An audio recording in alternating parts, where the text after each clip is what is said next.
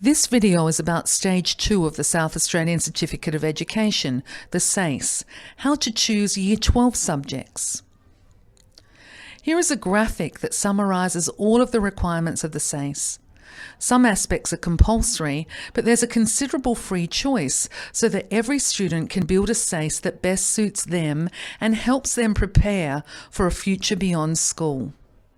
A semester-long subject is worth 10 credits and a year-long subject is worth 20 credits. A student must achieve a minimum of 200 credits to be awarded their SACE. The Nazareth Yr11s are more than halfway there.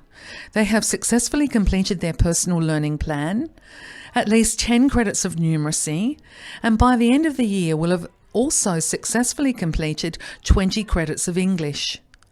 Many have also completed a significant proportion of their VET courses. By the end of the year, the majority of the Year 11 students will have completed 120 of the required 200 points. In addition, they will also have completed 10 credits of a Stage 2 or Year 12 subject through their mentor group program. This puts them in a very good place for achieving their SACE at the end of Year 12. So, how many subjects do you need to choose for Year 12?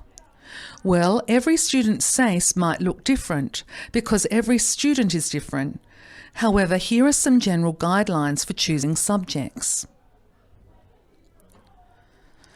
All Nazareth students will undertake the research project in Semester 1. In general, Nazareth students are required to choose 4 full-year subjects if religion studies or society and culture are included. We generally find that about half of our students choose to structure their Year 12 this way. Otherwise, they may choose 4 full-year subjects plus 10 credits of religion studies studied in Semester 2. We find the other half of our students tend to do this. Vocational education and training can make up part or all of this. Students can use VET in their SACE. Whether you decide to study an individual VET course or undertake a school-based apprenticeship or traineeship, choosing VET can help you to work towards a job-ready qualification. To enrol, please see Caitlin Rader for more information. Research conducted in Victoria concluded that the value of vocational education and training should be better promoted in schools. They found that the wider community has a poor perception of VET and considers it to be an inferior option to university pathways. This view is perpetuated by the emphasis the media and community place on the ATAR and first-run university offers when comparing schools. However, the high demand for occupations requiring a VET qualification and high university attrition rates suggest that more students should be encouraged to consider VET. The Mark McCrindle research shown on the left here, Perceptions Are Not Reality, provides great insight into the usefulness of this pathway. Here are some example student subject patterns. Student A has chosen 4 full-year subjects including religion studies. They'll do research project in Semester 1 and have an additional study line in Semester 2. Student B has chosen 4 full-year subjects and 10 credits of religion studies to be undertaken in Semester 2 after they have completed their research project. Student C is undertaking a VET course that runs for the whole year and is worth 20 Stage 2 points. All VET courses differ in the number of Stage 2 points they attract. This generally ranges between 20 and 60 Stage 2 points. In addition, they will undertake 3 full-year subjects and their research project. What results for a student's chosen subjects at Stage 2 are needed for SACE achievement? Firstly, every student needs to pass their research project to achieve the SACE, so they must achieve a C- or better. The other compulsory requirements of the SACE is that the students must pass at least 60 credits worth of subjects and courses at Stage 2 level. For most students, this means passing at least 3 subjects. Across the state, it's worth examining the reason why students don't achieve their SACE. It's not because they didn't pass their Stage 1 compulsory subjects. It's not because they didn't pass their research project. It is usually because they don't get a C- or better in 3 of their 20 credit subjects. So it is very important to choose your subjects wisely. You need to pass them. So far, this presentation has been outlining the requirements to achieve the SACE.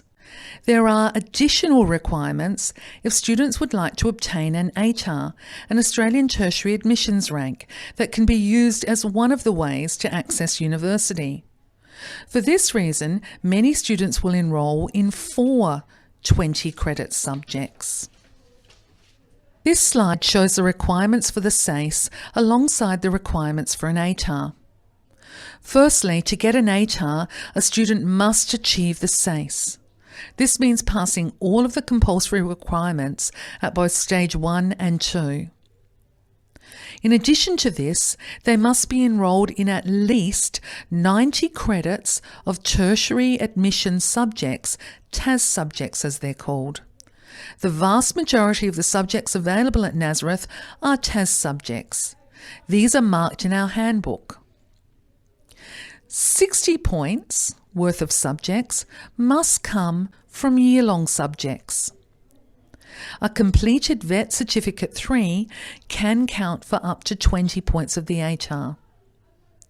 There are also some counting restrictions and rules regarding precluded combinations, which are also marked in the Nazareth Subject Selection Handbook. Here is a summary of the requirements for achieving an ATAR. The SACE is inclusive of every student in the state. Every child has the right to a complete secondary education most suitable for them. Therefore, there needs to be a wide range of subjects available. In order for SATAC to be able to compare student achievement in such a variety of subjects and courses, they need to apply some adjustment to the scores obtained in different subjects. This is scaling. Scaling of the different subjects changes every year, depending on the cohort that undertake the subject and their achievement. Choose subjects that you are good at, enjoy, and will help you prepare for your future. Never make a choice only on the basis of predicted scaling effects. Focus more on how you can perform at your best, rather than how the subject will be scaled. Know that scaling is at a maximum at the score that most students achieve, the high C and low B area. The further you move away from this, the less you will be scaled. If you would like to understand more details about scaling, view the short SATAC film listed here that explains it.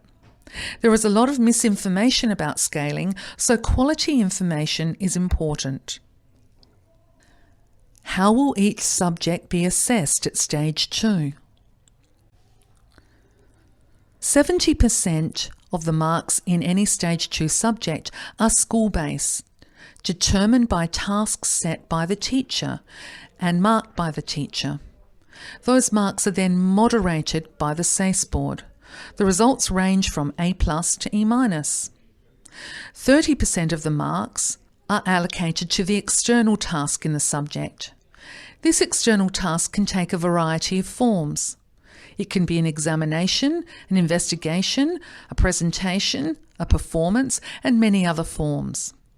This is actually assessed by the SACE board and double-checked by a grade determination panel. Once again, the results range from A+ to E-. These two results are then combined. Key messages from this. Notice that most of the assessment in each subject is school-based. Each subject also has up to 8 assessment tasks. While there is an external assessment component in each subject worth 30%, the majority of the results come from the school-based assessment worth 70%. Key messages from this. A student could possibly undertake around 40 tasks in Year 12, yet there are only about 31 weeks of school. So it becomes very important to think about your commitments, sport, work, family, and be realistic. What actions could you be taking to stay on top of your workload? Some students have impairments or disabilities that may have an ongoing impact on their work. Other students may suffer from an illness, injury, or bereavement that affects their ability to access assessments. In such cases, students may be eligible for special provisions, which allow for appropriate, fair, and reasonable adjustments to be made so that affected students can demonstrate their learning. See the SACE Board website for more details, in particular the short film that I have imaged here. Contact myself, Virginia Grantham, the SACE Coordinator, to discuss any special provisions that you believe that your son and daughter may be eligible for.